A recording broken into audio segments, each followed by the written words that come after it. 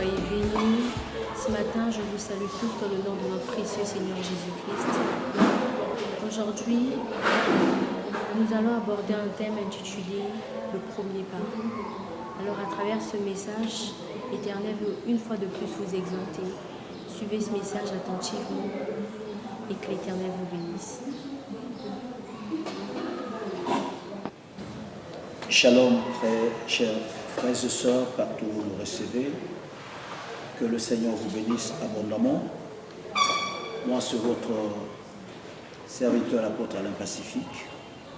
Je viens vous parler pendant quelques minutes du premier pas d'un disciple. Dans le premier pas d'un disciple, ce que nous prenons comme notre thème, le premier pas d'un disciple, qu'est-ce que nous voulons dire par là? Dieu rencontre chacun d'entre nous d'une manière ou d'une autre. En d'autres termes, nous commençons notre vie chrétienne d'une manière ou d'une autre. Et j'aimerais nous dire que Dieu ne nous a pas connus que lorsque nous sommes devenus adultes. Et je vais plus loin que même lorsque nous étions dans le sein de nos mères, même avant, comme il est dit dans Éphésiens, avant la fondation du monde, il nous a connus.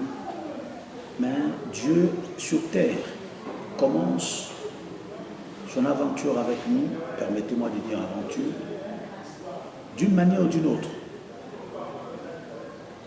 Lorsqu'il veut te sauver, ça paraît comme une aventure. Peut-être tu ne prends pas ça au sérieux, mais si vous remarquez le début de la marche avec Dieu de foi, tu étais petit, ta mère t'a amené à la chorale, ta grand-mère t'a amené quelque part, et vous allez à l'église, ou que l'église était dans le quartier, ou quelque chose comme ça. Dieu sème déjà le grain de la foi en Dieu en toi, pour que tu te rendes compte qu'il y a un être suprême qui existe. Et petit à petit, ça donne la forme. C'est comme la femme samaritaine qui avait une lumière, un flou de lumière dans sa pensée, parce qu'elle savait que le Messie devait venir. Mais elle ne savait pas exactement comment. Il dit, nos pères ont adoré sur cette montagne. Mais vous vous dites qu'à Jérusalem. Donc il y avait quelque chose dans son esprit, mais elle ne savait pas comment saisir ça exactement.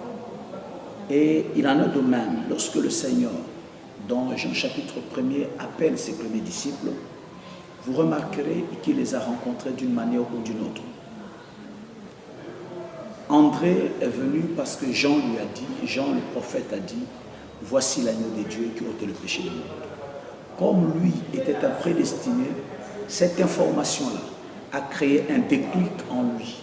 Et il s'est dit, il faut que je suive ces messieurs. Comme il est l'agneau de Dieu qui ôte le péché du monde, moi je vais le suivre. Et André l'a suivi. André va appeler son frère, Pierre, qui s'appelait Simon. Il lui dit, nous avions trouvé le Messie. Lorsque Pierre en son tour arrive, Jésus lui dit, on ne t'appellera plus Simon, mais toi tu seras appelé Céphas. Pour dire quoi? Lorsque nous venons au Seigneur, il change notre identité et il a un plan pour chacun d'entre nous. Et je vais dire à quelqu'un, à toi qui me suis, que le Seigneur a un plan merveilleux pour toi. Il veut surtout changer ton identité. J'ouvre une parenthèse. Lorsque notre identité dans le Seigneur ne change pas, alors on n'a pas encore touché cette grâce. Laissez le Seigneur changer votre identité. Seulement à cette condition, vous verrez le merveille de notre Dieu. Mais si vous touchez à tout, en d'autres termes, si vous clochez d'une part ou d'autre, vous allez attendre longtemps et vous allez finir par dire, j'ai prié, je n'ai rien vu. Il faut que le Seigneur change ton identité. Il dit à Pierre, on ne t'appellera plus Simon, mais ton nom sera Céphas, c'est-à-dire Pierre. Voilà comment le Seigneur change l'identité. Et après, il va croiser Philippe.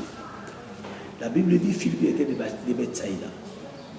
Et dans le verset 43 de Jean chapitre 1, le Seigneur lui adresse juste une phrase.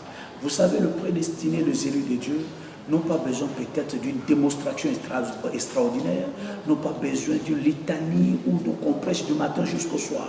Un simple mot peut créer un déclic pas possible. Jésus a dit quoi à Philippe? Il lui a dit simplement, suis-moi.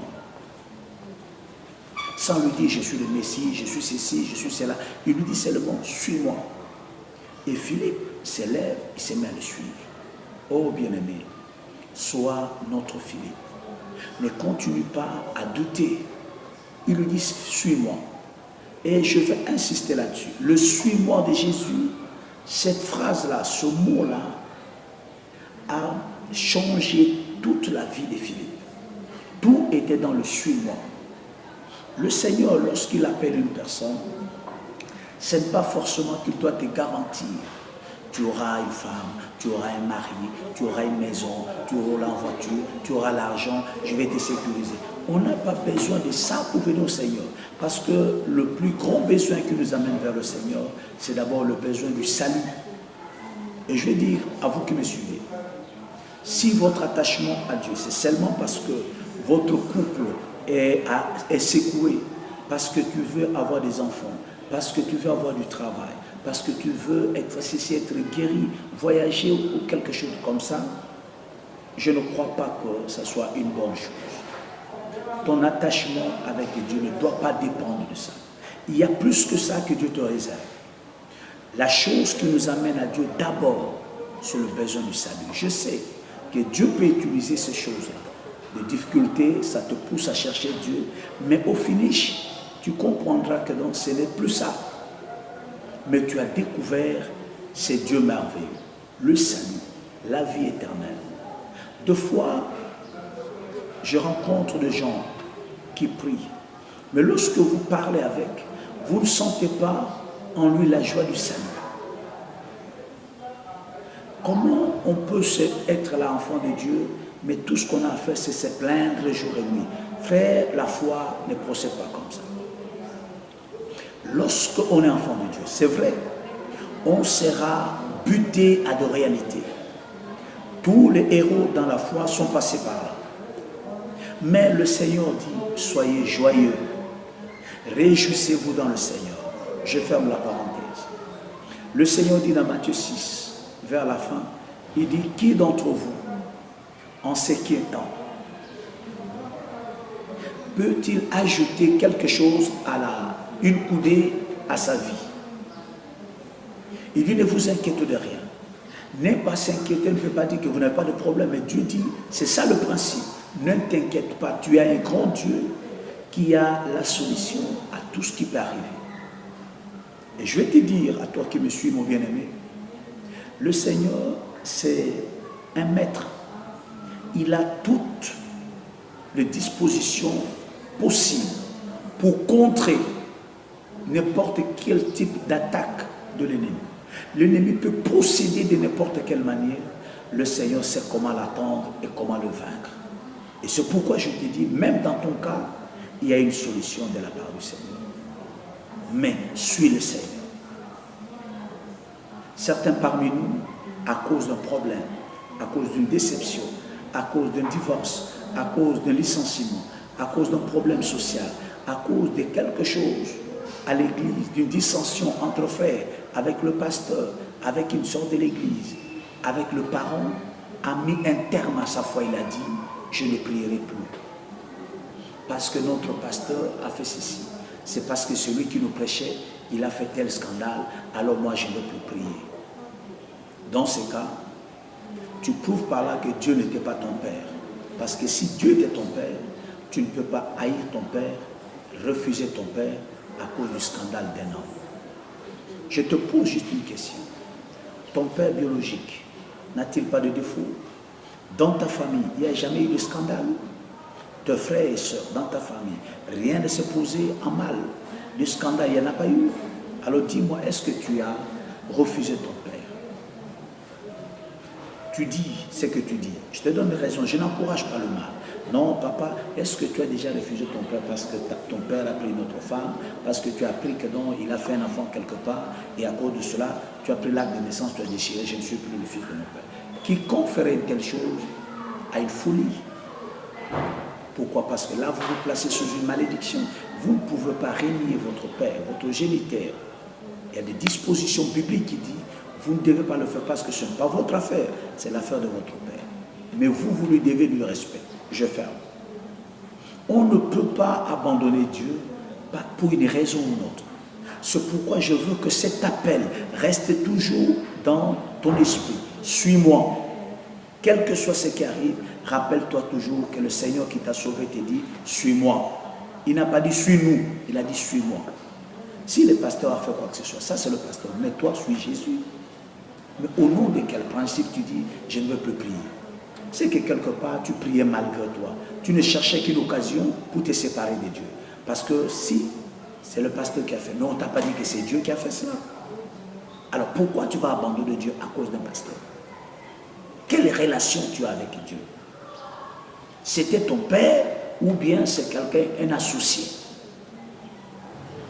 Je n'abandonnerai jamais Jésus-Christ. Et l'apôtre Paul dit, rien ne me séparera de l'amour de Jésus-Christ. Ni la persécution, ni la nudité, ni la faim, rien. Voilà un enfant de Dieu. Et il a compris, il dit, si je vis, ce n'est plus moi qui vis, c'est Christ qui vit en moi. Et si je vis aujourd'hui dans la chair, je vis dans la foi au Fils de Dieu qui m'a aimé et qui s'est livré pour moi. Quelqu'un qui s'est livré pour moi, qui a payé toutes mes dettes, qui a effacé mes péchés, et moi, je vais le régner à cause d'une tierce personne. Même si l'Église me refuse, mais moi, je ne refuserai jamais Jésus. Mon amour pour Jésus est intact. Rien ne changera. Rien du tout. Parce qu'il vit en moi. Pourquoi, ma soeur, tu abandonnes le Seigneur? Parce qu'il y a telle chose. Suis Jésus. Suis Jésus. La phrase qu'il te dit, c'est de le suivre. Suis-le. Même si à la tempête, suis-le. Même si tout le monde te hait, suis-le. Même si tout le monde t'insulte, même à l'église, suis-le. Même si on t'a diabolisé, suis-le. Même on a dit que non, tu es adultère, suis-le quand même. On a dit que tu es prostituée, suis-le. On a dit que tu es voleur. On a dit tout sur toi, suis-le. La voix là te dit, suis-moi. Moi qui? Jésus. Suis Jésus. Cette phrase-là a conduit Philippe. Et Philippe est devenu apôtre à cause de cette phrase. Suis-moi. Tu n'as pas besoin de beaucoup de discours. Alors, frères et sœurs, Philippe aussi va rencontrer son ami. Qu'est-ce que je vais dire dans le cas de Philippe? Tu es une bénédiction pour ta famille. Tu es une bénédiction pour tes frères. Tu es une bénédiction pour ton mari, pour ta femme, pour tes parents, pour tes amis du travail, pour ton voisin. Tu es une bénédiction pour tout le monde. Mais n'arrête pas le coulement d'huile. Dieu t'a choisi pour un but parce que derrière toi, il voit des gens. Sans vous tromper, vous devez savoir que même André, c'est lui qui a appelé Pierre. C'est lui qui a appelé Pierre. Mais il ne savait pas qui Pierre allait devenir. Oh, Pierre, c'était un grand apôtre. Mais on l'a appelé seulement, viens voir. Ne néglige pas la personne qui t'invite à l'église, à la conférence, à un séminaire. Tu vas à la rencontre de ta destinée. Tu ne sais pas ce que Dieu te réserve. Mais si Pierre avait dit, je ne veux pas partir, il aurait raté des grandes choses. Alors le Seigneur, par Philippe appelle son ami qui était Nathanaël. Nathanaël, c'est le genre de personne têtue, sceptique, un dur à cuire, quelqu'un qui ne se laisse pas plier, qui dit, moi, ne blague pas. Il y a ce genre de personnes dans la vie. Quand c'est le show de Dieu, il devient très intelligent, très prudent. Moi, je ne vais pas nulle part. Mais pendant qu'il parle comme ça, il sirote un peu son verre. Pendant qu'il parle comme ça, il fume. Pendant qu'il est là, il est avec sa copine. Il dit, moi, je ne vais pas dans les églises. Moi, je cherche, l'on prêche la parole. Mais lui-même, il est dans la boue, mais cherche le bien. Et c'est un peu que ça.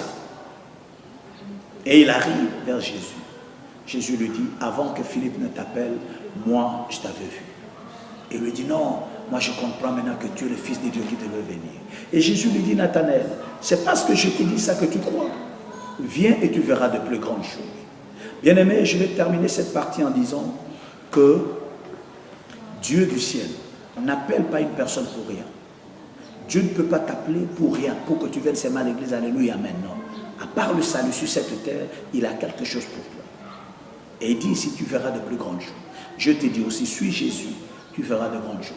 La grande colline, on ne sait pas quand, mais tu verras de grandes choses. Mais la première des choses déjà, c'est le salut qu'il te donne, le pardon de tes péchés. Et il n'y a pas quelque chose qui réjouit mon âme que d'être sauvé, d'être tiré d'affaire. Et je profite pour dire aux frères et sœurs, vous qui priez dans des églises, écoutez-moi très bien. Dieu n'est pas religieux. Dieu est esprit. Et notre victoire dans le Seigneur, ce n'est pas le fait d'aller à l'église, mais lorsque nous pouvons dominer sur le péché. Mais si un enfant de Dieu n'arrive pas à dominer le péché, alors il n'a encore rien compris, il est nulle part. La grande victoire, c'est sur le péché.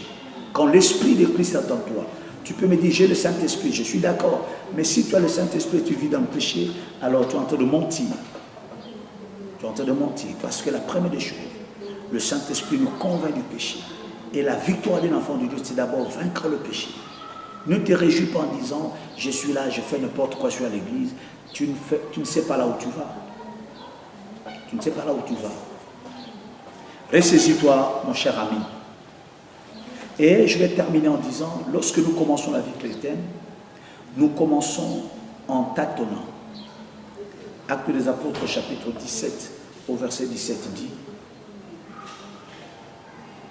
Dieu était tout autour de nous, il est plus proche de nous. Mais il nous a laissé le temps de le chercher en tâtonnant. Nous avions tâtonné. Tu étais dans une église morte, tu étais quelque part. Tout ça là, c'est dans le plan de Dieu. Tu as tâtonné, mais à la fin, tu as trouvé Jésus. Et lorsque tu trouves Jésus, ne sois plus versatile, ne sois plus ici aujourd'hui, demain là-bas. Et je vais dire quelque chose, frères et sœurs, il y a des gens jusqu'à aujourd'hui, je me pose la question, qu'est-ce qu'ils cherchent en réalité? Ils sont dans toutes les églises, dans tous les séminaires, vous le voyez, dans toutes les conférences, vous le voyez. Ils cherchent des hommes de Dieu. Il attend, il y a un homme de Dieu là-bas, il est là-bas. Il y a un homme de Dieu là-bas, il est là-bas. Donc il est avec tous les hommes de Dieu. Ils veulent faire des amis des hommes de Dieu, mais en réalité, ils ne sont ni stables dans la foi. Il y a une instabilité intérieure. Et ils s'imaginent que non, lorsque je cours, je vais aller voir un pasteur. Il voit un pasteur ici, il s'agenouille, prie pour moi. Il voit un pasteur là-bas, prie pour moi, à la recherche de l'onction. Qui t'a dit qu'on reçoit les onctions parce qu'on vous impose le main partout? 10 pasteurs peuvent t'imposer le main. Tu peux courir partout dans toutes les conférences. C'est pas ça la solution. La solution, c'est l'amitié avec Jésus-Christ. Et c'est ça qui crée la paix dans l'âme de l'homme. Et David dit, dans le psaume 131, verset 1 jusqu'à 4, il dit, j'ai l'âme calme et tranquille, comme un bébé sévré, un enfant sévré auprès de sa mère. J'ai l'âme calme et tranquille. Pourquoi ton âme n'est pas calme? Tu cherches Dieu. Partout tu es là. Conférence ici, séminaire là-bas. Et la Bible dit, ils apprennent, mais ne comprennent rien. On apprend toujours, mais on ne comprend rien. On peut commencer la vie chrétienne en tâtonnant, mais on ne restera pas éternellement en train de tâtonner. Il est temps que tu dises, j'ai découvert, j'ai trouvé. Toute ta vie, tu resteras à chercher Dieu dans des croisades, dans des conférences. Le problème, c'est quoi? L'instabilité, certaines instabilités, c'est créé par l'homme lui-même. C'est-à-dire quoi? Il cherche ce qui lui plaît. Il aime qu'on lui prêche ce qu'il veut. Il aime une église où on ne surveille personne, où tout le monde fait ce qu'il veut et on ne contrôle pas. Alors là, il se trouve, il lui dit que là c'est bien. Mais lorsqu'on lui dit, frère, on ne fait pas comme ça. Non, le pasteur ne prêche pas bien. Et commence à accuser même. Le pasteur a une mauvaise doctrine. Oh, c'est lui-même. D'autres ont un problème. Il a une vie qui n'est pas stable. Une vie de péché, mais il ne veut pas abandonner. Ça crée une instabilité. Il est toujours insatisfait parce que c'est condamnant tout le jour.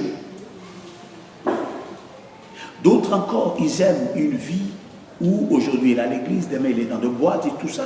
Et ils veulent de pasteurs de cette manière-là.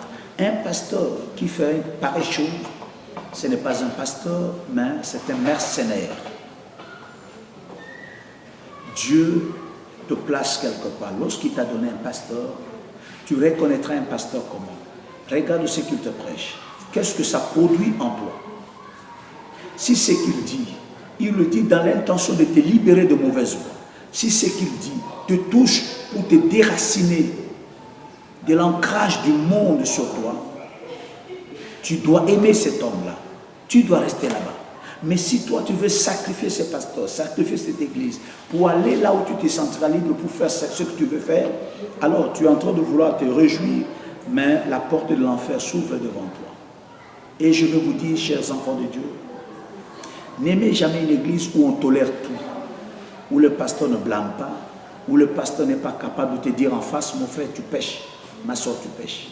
Un pasteur qui te caresse dans le sens du poil n'est pas un pasteur. C'est un profiteur. Il a peur parce qu'il sait que si tu dis ça, toi tu ne vas pas lui donner la dîme, tu ne vas pas lui donner l'offrande. On s'en fout de ça.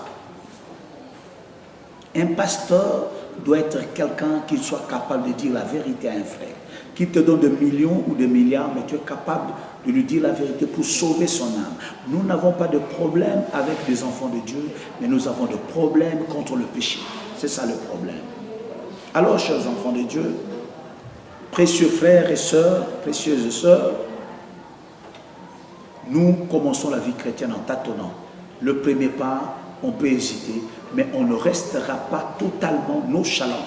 C'est-à-dire, on est toujours là, on n'est pas ferme, on continue toujours dans les mêmes histoires du passé et on n'a même pas confiance en Dieu. On ne sait même pas quel Dieu on prie, on n'est même pas sûr de son salut. Chaque prédication crée des émotions dont tu es là, tu ne sais pas si tu es sauvé, si tu iras au ciel. Mais jusqu'aujourd'hui, tu ne sais pas si tu iras au ciel. Alors il y a quelque chose qui ne marche pas. Tu vis pour qui? Moi, je vis pour Jésus. Je n'ai pas de doute que j'irai au ciel. Je n'ai pas de doute. Parce que je vis pour lui, je n'ai pas une autre vie. Mais pourquoi en toi, il y a de l'incertitude?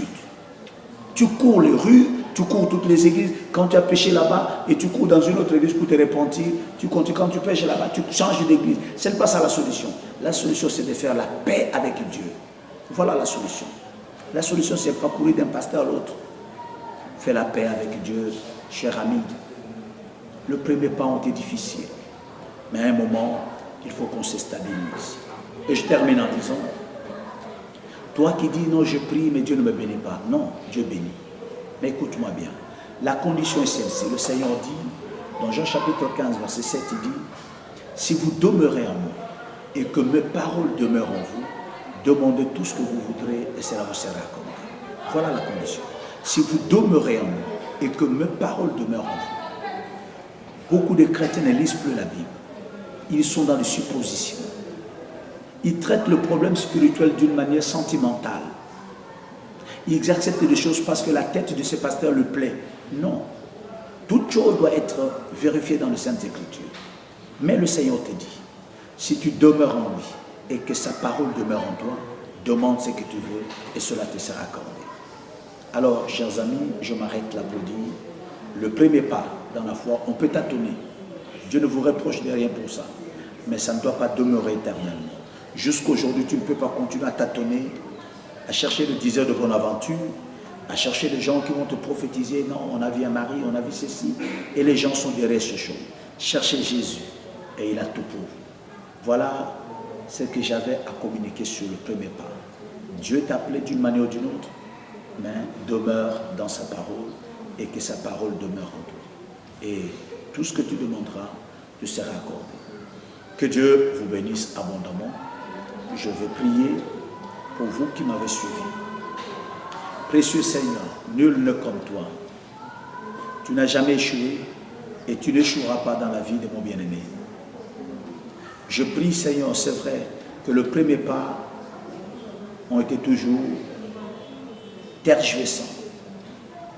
Mais c'est toi qui nous as fermis. Je veux que tu affermisses mon frère et ma soeur. Que le doute dans son esprit, que l'esprit du vagabondage, d'errance, l'esprit de Caïn puisse s'éloigner. Seigneur, que mon frère demeure en toi, demeure dans sa parole, dans ta parole, et que tu demeures en lui, éternel notre Dieu. Éternel notre Dieu, bénis la foi de mon bien-aimé, qu'il t'aime plus que toute autre chose. Seigneur éternel, que le monde te voie au travers de ma bien-aimée, de mon frère qui me suit en ce moment. manifeste ta gloire afin que le monde te craigne, ô Dieu. Que ta puissance puisse détruire l'esprit du péché au nom de Jésus. Que ton peuple puisse vivre pour ta gloire. Ce sera ma prière et à notre Dieu. Et ce que mon bien-aimé a comme besoin, je viens en tant que ministre de l'Évangile. Seigneur, exauce ma prière en accordant à mon bien-aimé ce qu'il te demande. Essuie ses larmes et console son âme. Donne à mes bien-aimés la joie du salut. Qu'ils soient dans la joie 24 heures sur 24.